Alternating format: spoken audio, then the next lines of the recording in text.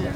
So it's awkward enough to do it like in a public space like that, and for you to be doing it like that, because when you do it that way and not the way where you hold it the other way you're showing, this is okay. I'm not saying end it. I'm just saying it's awkward because it's not incognito. It's not incognito. Right. It's just very obvious that you're shooting and everyone's like, oh, they're filming. It's okay. It's okay. It's okay. No, it's just fine let me now. just like. It's fine now.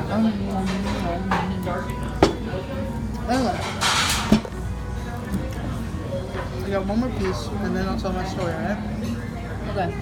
So, the thing I want to remember, if I lose track on this video, I need people to remind me so I can keep going. Or like finish the story if you want to ask questions. So, oh god, so much with something. In the cheeks. It's about when I'm gonna slow down. This is a huge ass piece of sushi, so alright, let me do this first.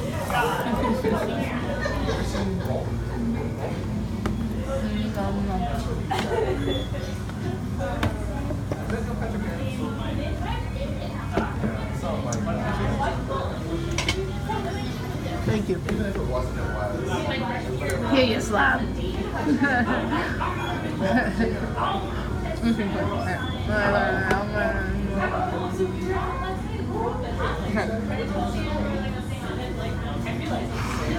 Jeez.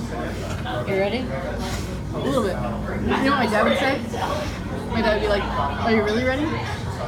Are you really ready? Yeah, I'm ready. No, I mean that that's what my dad would do. Oh. So you're really ready? Are you really, really, really ready? Anyway, so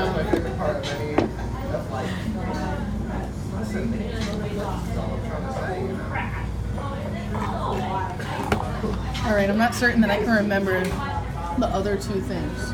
But I can remember one important message that came through that is probably the most important message of all.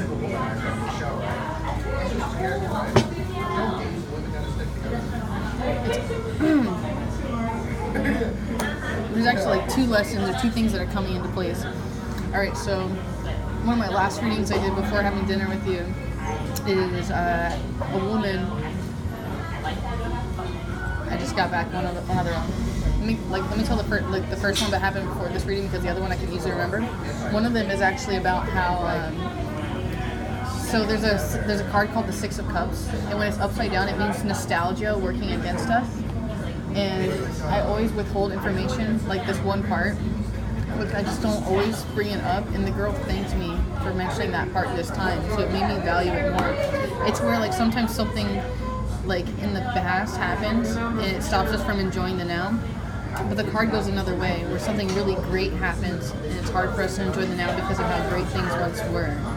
Yeah, so that's that. The second thing was a woman that I did a reading for who had known someone who had gotten comfortable and started to see ghosts and spirits and stuff, and how she herself personally how do I put the words like she always was hypersensitive, was knowing things were gonna happen. I've always had situations like that too, and I actually told a story about how like I started crying and I didn't know why, like uncontrollably, and then my mom called me that someone died, and then I realized who had died, which was her dad, which I just like recognized through telling them the story. Thank you. Take this.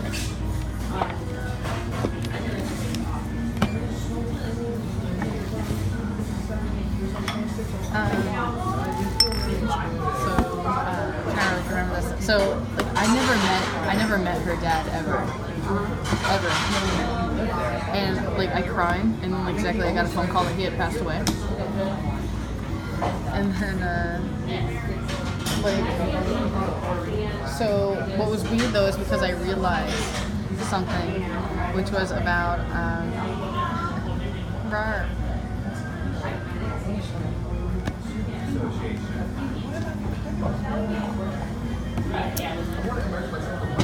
What? Like, Come on. I never met him before, and when I was at his funeral, he was like the only person that I identified with, like in my mom's family.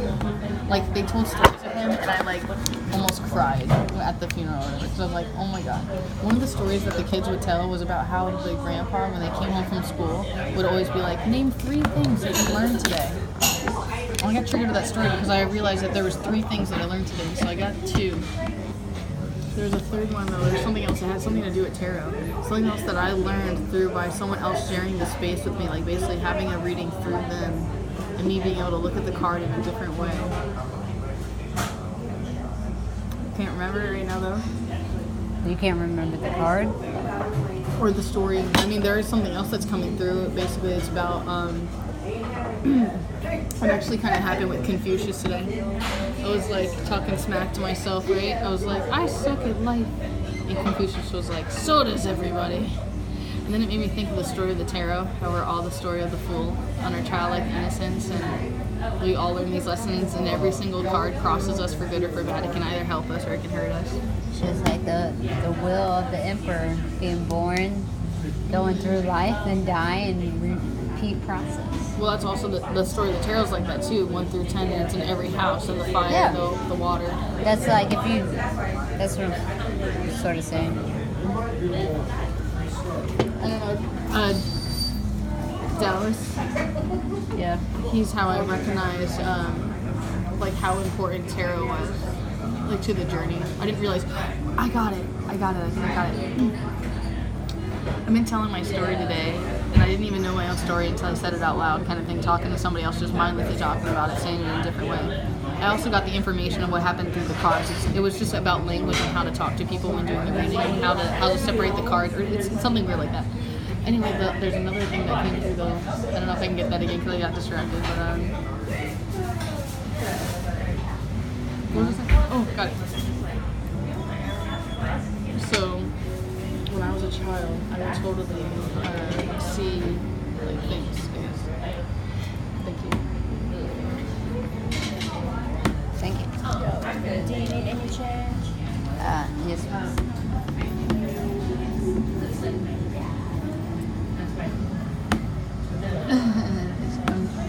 I'm trying to control my light, my energy, not to go like for like what's happening at this experience right now here.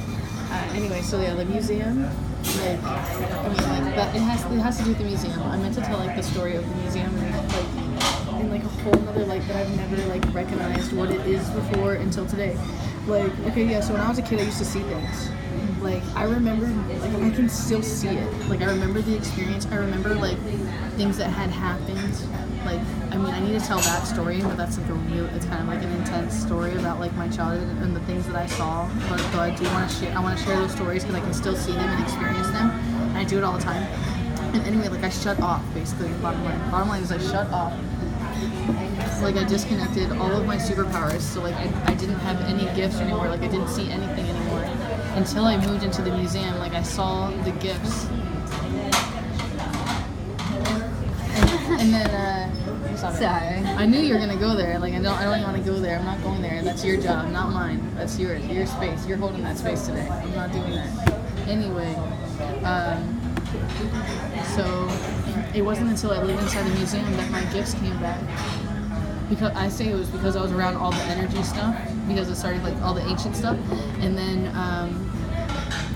I also recognized and said out loud that it was because I got to live there like rent free, you know, like, and then I didn't have to worry that I had solid ground that I didn't have to worry about, that it gave me a space where I could reflect in on myself and do like that, like me living there is how I faced my like molestation, and like that's where I like had that space to go that dark and deep within myself and work on that feeling.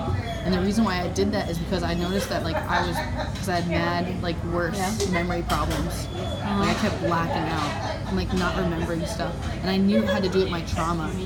So I went in and faced, and then like I have all these other storylines exactly where, because I created the space at the museum to do readings, that it opened a space to allow certain things to come, and where I did readings and exactly different readings that led to other things, other readers that have come to me to tell me information. Like I had a reader who came to me about my grandfather, who told me that he's where I get my gifts from, and that I died in a past life from fire. And she had no idea that I caught myself on fire at that house. You know what I'm saying? Like, there's so many But back- then in your chart, your rising sign and moon is fire, right? And they're all Sagittarius.